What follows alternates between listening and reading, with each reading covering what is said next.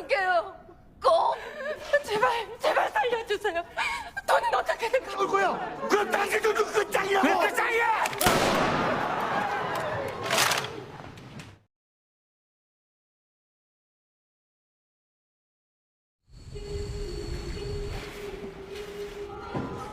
Episode 2 di film Squid Games ini dimulai dengan para staf dari permainan itu yang sedang merapikan banyaknya peti.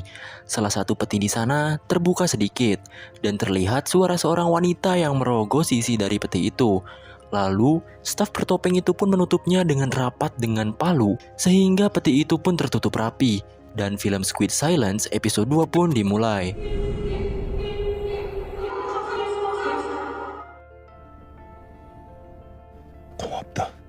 Terlihat orang-orang yang selamat dari permainan pertama sedang melamun dan trauma dengan apa yang mereka alami. Karakter utama kita bernama Gi-hun pun sama.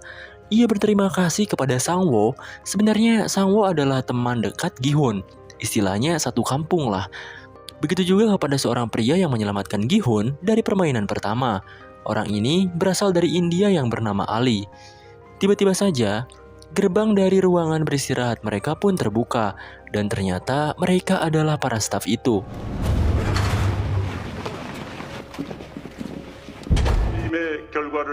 Staf itu pun mengumumkan sisa pemain yang masih hidup. Dari 456 menyisakan 201 pemain saja. Dan dari permainan pertama, telah tereliminasi sebanyak 255 pemain. Dan hal itu membuat panik para pemain yang masih hidup. Ada seorang wanita yang menangis dan memohon agar tidak melanjutkan permainannya. Ia berjanji akan melunasi hutang-hutangnya itu. Selain itu, ia juga memiliki anak yang harus ia asuh. 돈 꼭 갚을게요. 애가 있거든. 출생식. Begitu juga dengan pemain wanita yang lainnya, yang memohon agar diizinkan untuk tidak mengikuti permainannya lagi. Akhirnya, pemain lain pun ikut-ikutan untuk memohon dan bersujud agar mereka dibiarkan untuk pulang saja. 애들 놀이를 시켜놓고 살고 있지 이런 건 아니잖아요. Para staf menjelaskan bahwa mereka bukanlah penagih hutang dari para pemain. Para pemain sendirilah yang memutuskan untuk datang, menyepakati perjanjian, dan bermain permainan di sini. Bahkan pihak staf sendiri tidak memaksa para pemain sebelumnya. Tapi lagi-lagi, karena trauma yang dialami mereka dari permainan pertama membuat mereka lebih memohon untuk tidak melanjutkan permainannya. Bahkan saking gak mau main lagi permainan itu, para peserta bilang kalau mereka tak dibebaskan. Mereka akan dicap hilang oleh kepolisian, dan polisi akan melacak tempat ini nantinya.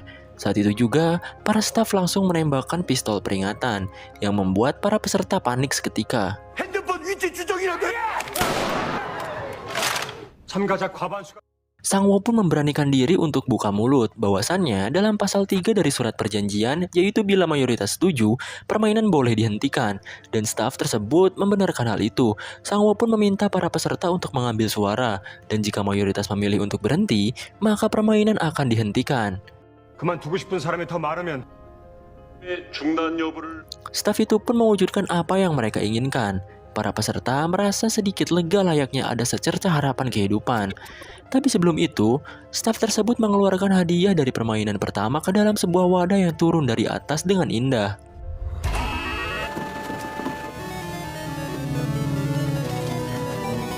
Staf itu pun menjelaskan bahwa setiap pemain mempertaruhkan uang sebesar 100 juta won. Jadi keseluruhan hadiahnya sebesar 25,5 miliar won.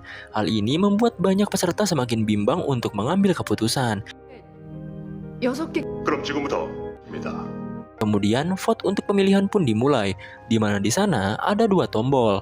Vote hijau menandakan bahwa mereka ingin melanjutkan permainan itu, sedangkan yang merah sebaliknya. Dan vote pertama dimulai dari peserta dengan nomor urut paling akhir. Tak lain dan tak bukan adalah Gi-hun sendiri. Ia pun akhirnya memvoting merah dan tak ingin melanjutkan permainan tersebut. Vote kedua dilakukan oleh seorang wanita paruh baya yang tadi memohon-mohon untuk berhenti bermain permainan gila ini. Tapi setelah ia melihat banyaknya uang di sana, ia pun berubah pikiran. Ia akhirnya memvoting hijau agar bisa melanjutkan permainan selanjutnya. Voting pun terus berlanjut kepada para peserta lain. Bahkan uniknya, skor hijau dan merah di sana kejar-kejaran dan hanya selisih 1.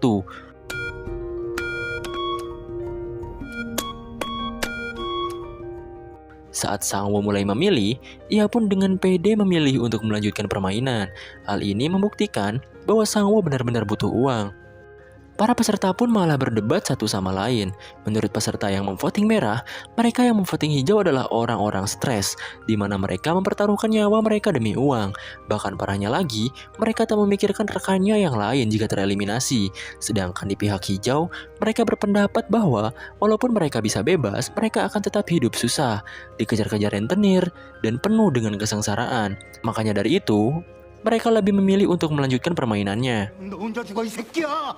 다 집에 가야죠. 난 나가서 개처럼 살다 죽으려면 너 혼자 죽어. Staf pun bilang, apapun hasilnya dari voting ini adalah kesepakatan dari berdemokrasi. Voting pun terus berlanjut, di mana skor setiap voting benar-benar imbang dengan skor setiap pihak adalah 99. Orang terakhir pun dengan nomor urut 1 menjadi penentu hasil voting mereka, dan dia adalah kakek-kakek tua pengidap tumor otak itu. Ia pun mulai untuk memvoting.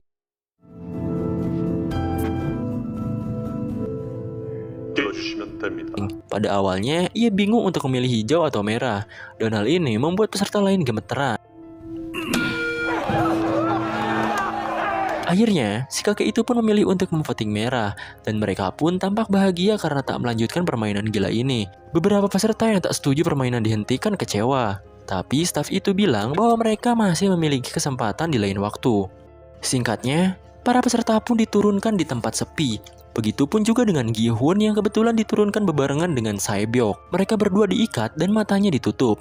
Alhasil, mereka pun bekerja sama untuk membuka ikatan itu. Setelah Gi-hun berhasil membuka ikatan Sae-byok, Sae-byok malah meninggalkan Gi-hun.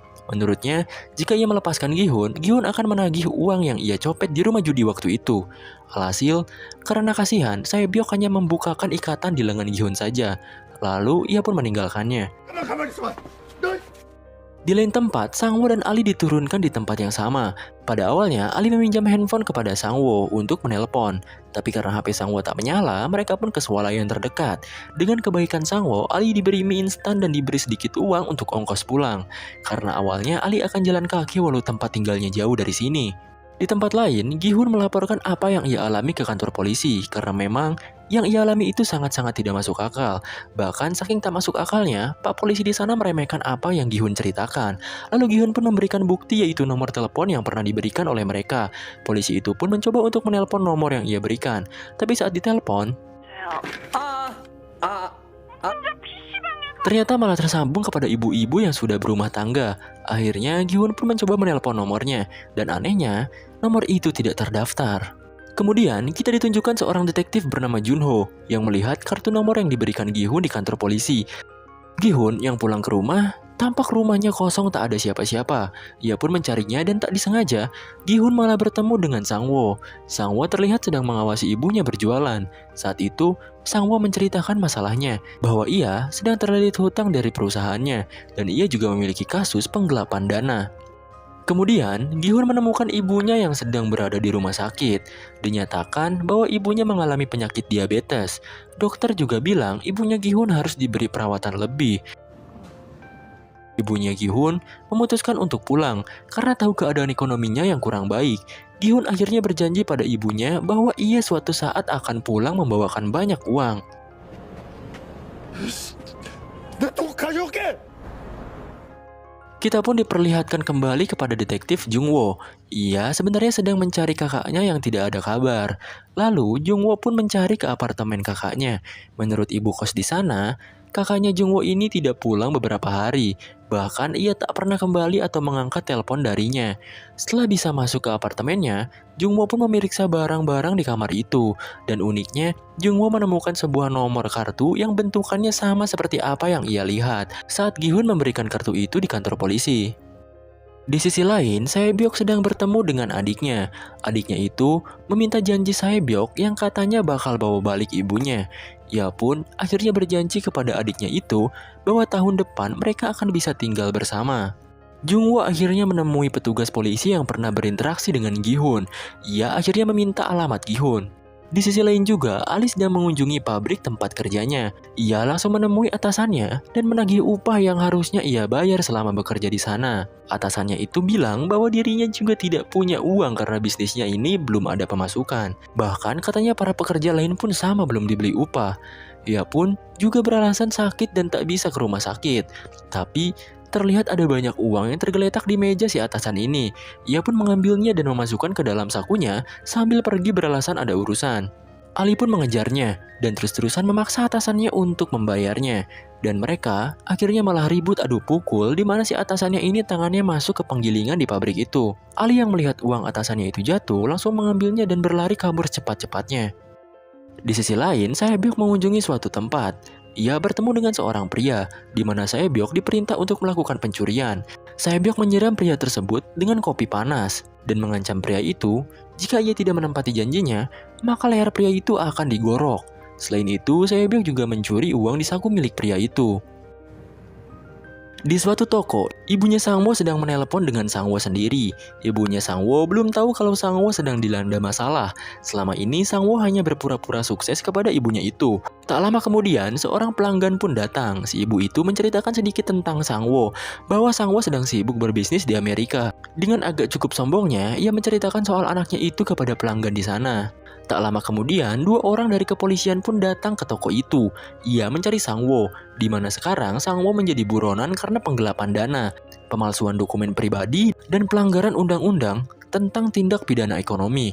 Terlihat wajah si ibunya ini tak percaya dengan apa yang dilakukan anaknya yang ia banggakan selama ini. Sedangkan, Sang-woo yang sedang pusing dengan semua masalahnya, ia hanya bisa pasrah berendam dengan menggunakan pakaian sambil minum soju. Lalu tiba-tiba saja terdengar suara bel yang terus-terusan berbunyi. Saat Sang-woo sampai di depan pintunya, ia mendapatkan sebuah kartu yang pernah diberikan kepadanya saat join permainan gila kemarin. Kartu itu bertuliskan tanggal waktu dan tempat. Jika Sang-woo ingin join lagi ke permainan, bisa gas pada waktu tersebut. Di tengah malam diguyur hujan yang deras, Ali sangat panik karena kejadian siang tadi. Istri Ali menanyakan, dari mana uang yang Ali bawa ini?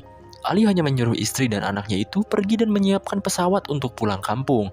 Ali juga berharap pada istrinya agar bisa mengerti keadaan Ali sekarang. Di tempat lain, Gi-hun menemui temannya yang di episode 1 kemarin bermain judi bersama. Ia berusaha meminjam uang sebesar 3 juta won untuk membayar biaya perawatan ibunya sendiri. Tapi sayangnya, temannya ini tak bisa membantu. Saat percakapan belum berakhir, istri temannya itu menyuruh suaminya itu untuk masuk dengan sinis. Akhirnya, Gi-hun hanya bisa meratapi nasibnya yang sangat sulit di depan minimarket dengan beberapa botol soju. Tiba-tiba saja, datanglah kakek-kakek peserta nomor 1 kemarin. Gi-hun mengajak ngobrol dengan baik-baik kakek itu. Bahkan, dengan sopan, Gi-hun menuangkan soju untuk si kakek. Si kakek bilang, kalau si kakek akan ikut kembali ke permainan Dajjal lagi. Alasannya si kakek, karena menurutnya, hidupnya sudah tak lama lagi. Ia juga gak mau diam menunggu hari kematiannya. Dan siapa tahu, ia bisa menang di permainan sana. Si kakek juga bilang bahwa yang dikatakan orang-orang di sana benar, bahwa kehidupan di sini lebih menyiksa. Di lain tempat, Bang Jabrik sedang berbicara dengan bawahannya. Ternyata Bang Jabrik ini adalah salah satu pemimpin geng. Rekannya itu bertanya, kemana aja bos berapa hari belakangan ini gitu. Kok menghilang gitu kan? Karena hujan, mereka akhirnya berteduh di mobil untuk membicarakannya. Setelah bawahannya ini tahu kemana aja Bang Jabrik pergi, ia tampak tak percaya dan menganggap itu semua dusta. Awalnya, Bang Jabrik memerintah bawahannya ini untuk mengumpulkan anggota sebanyak mungkin dan menyiapkan persenjataan. Tujuannya untuk merampok semua uang yang jumlahnya miliaran won di dalam game itu. Si bawahannya ini tiba-tiba jadi tengil gitu. Dia juga tahu aib Bang Jabrik, bahwa Bang Jabrik kalah bermain judi Filipina dan memiliki hutang yang banyak. Ia juga bilang bahwa orang-orang itu sedang mencari Bang Jabrik untuk mengambil mata, jantung beserta organ lainnya untuk mengganti pembayaran hutang-hutangnya itu. Dan benar saja, para penagih itu pun datang bergerombol. Bawahannya yang hendak pergi langsung ditusuk oleh Jabrik. Ia pun lari dari kejaran para penagih itu dan melompat ke dalam air. Welcome to Korea! Gi-hun terus-terusan meminjam uang kepada orang yang ia kenal termasuk mantan istrinya sendiri. Ia meminjam ke mantannya itu sebesar 2 juta won. Tapi mantan istrinya ini bilang bahwa ia juga hidup pas-pasan dan tidak bisa membantu Gi-hun. Gi-hun meminta mantannya itu untuk pinjam saja ke suaminya. Karena gak tahu malu gitu kan, mantannya ini marah besar kepada Gi-hun. 뭐 아빠 쓰러졌어. 그날 죽었어! 내가 혼자 기다시피. 우리 왔어. tiba-tiba suami sang mantan beserta anak-anaknya pun datang. Gi-hun langsung pergi meninggalkan mereka semua dan berpamit kepada satu-satunya anak Gi-hun ini. Gi-hun pun pergi dari tempat itu di tengah derasnya hujan. Tiba-tiba si suami mantan pun menghampiri. Dari hasil gibahannya bersama istrinya, suami baru itu memberikan uang yang Gi-hun butuhkan. Awalnya Gi-hun menerima dan berterima kasih. Tapi ia memberinya dengan ikhlas tanpa harus dibayar. Asalkan Gi-hun tak boleh mengganggu atau bertemu dengan anak dan mantan istrinya lagi. 자꾸 이런 식으로 무슨 나쁜 우리만 다 들릴 줄 알아. Pun langsung memukulnya saat ia sedang berbicara. Ia pun melemparkan semua uang itu kepada si suami mantan. Tak disangka-sangka, ternyata sedari tadi Gi-yong atau anaknya si Gi-hun melihatnya. Terlihat raut wajah yang sangat sedih dari Gi-yong karena keluarganya mengalami broken home. Detektif yang mencari kakaknya yang hilang itu pun mengunjungi Gi-hun. Ia bertemu saat si Gi-hun itu moodnya nggak baik. Jung-woo bertanya soal kartu dan laporan yang Gi-hun berikan pada petugas polisi. Ia datang kemari ingin tahu seluk-beluk apa saja dari semua ini. Karena kakak dari Jung-woo masih belum ditemukan dan ia menemukan kartu nama yang sama dengan yang dimiliki oleh Gi-hun.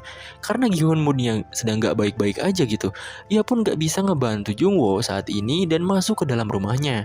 Saat Gi-hun hendak membuka pintu rumahnya, ia pun mendapatkan kartu permainan itu lagi dan alhasil, Gi-hun akhirnya memutuskan untuk ikut kembali permainan itu dan menunggu jemputan dari staf yang akan datang.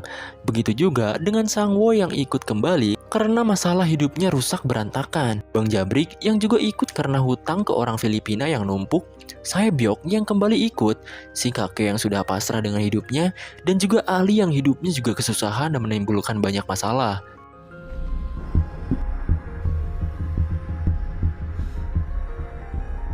Akhirnya, mereka pun masuk ke dalam mobil yang menjemput mereka. Seperti biasa, mereka diberi gas agar tertidur paksa, terkecuali Sae-byok.